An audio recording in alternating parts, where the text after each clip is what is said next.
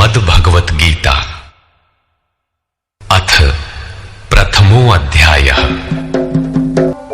धर्मक्षेत्रे कुरुक्षेत्रे समवेता युयुत्सवः मामकाः पांडवाश्चैव किमकुर्वत संजय। धृतराष्ट्र ने पूछा, हे संजय, धर्म क्षेत्र कुरुक्षेत्र में एकत्र युद्ध की इच्छा वाले मेरे और पांडु के पुत्रों ने क्या किया? अज्ञान रूपी धृतराष्ट्र और संयम रूपी संजय। अज्ञान मन के अंतराल में रहता है। अज्ञान से आवृत मन धृतराष्ट्र जन्मांध है, किंतु संयम रूपी संजय के माध्यम से यह देखता है, सुनता है। वो समझता है कि परमात्मा ही सत्य है। फिर भी जब तक इससे उत्पन्न मोह रूपी दुर्योधन जीवित है, इसकी दृष्टि सदैव कौरवों पर रहती है, विकारों पर ही रहती है। धर्म एक क्षेत्र है।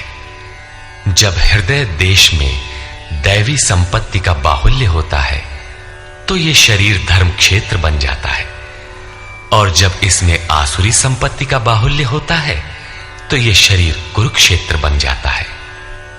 कुरु अर्थात करो। यह शब्द आदेशात्मक है। भगवान श्री कृष्ण कहते हैं, प्रकृति से उत्पन्न तीनों गुणों द्वारा परवश होकर मनुष्य कर्म करता है। वो क्षण मात्र भी कर्म किए बिना नहीं रह सकता। गुण उससे करा लेते हैं।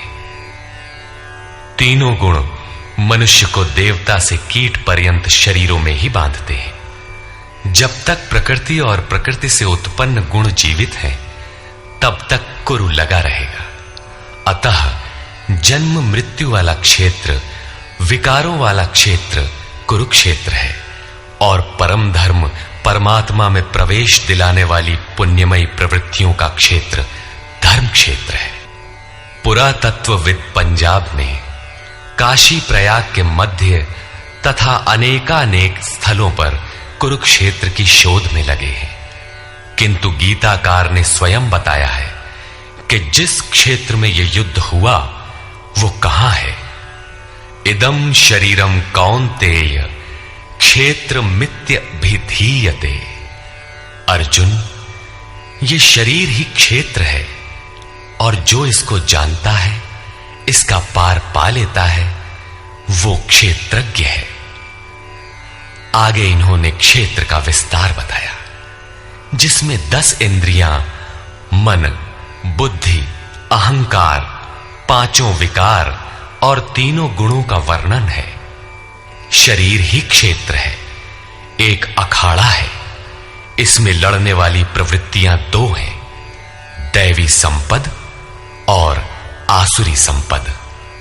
पांडु की संतान और धृतराष्ट्र की संतान सजातीय और विजातीय प्रवृत्तियां। अनुभवी महापुरुष की शरण जाने पर इन दोनों प्रवृत्तियों में संघर्ष का सूत्रपात होता है। यह क्षेत्र क्षेत्रज्ञ का संघर्ष है, और यही वास्तविक युद्ध है। विश्व युद्धों से इतिहास भरा पड़ा है, किंतु उनमें जीतने वालों को भी शाश्वत विजय नहीं मिलती। ये तो आपसी बदले हैं। प्रकृति का सर्वथा शमन करके प्रकृति से परे की सत्ता का दिग्दर्शन करना और उसमें प्रवेश पाना ही वास्तविक विजय है। यही एक ऐसी विजय है जिसके पीछे हार नहीं है।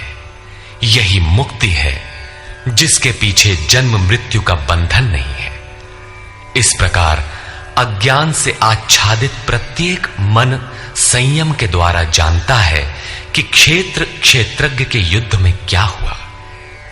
अब जैसा जिसके संयम का उत्थान है, वैसे वैसे उसे दृष्टि आती जाएगी।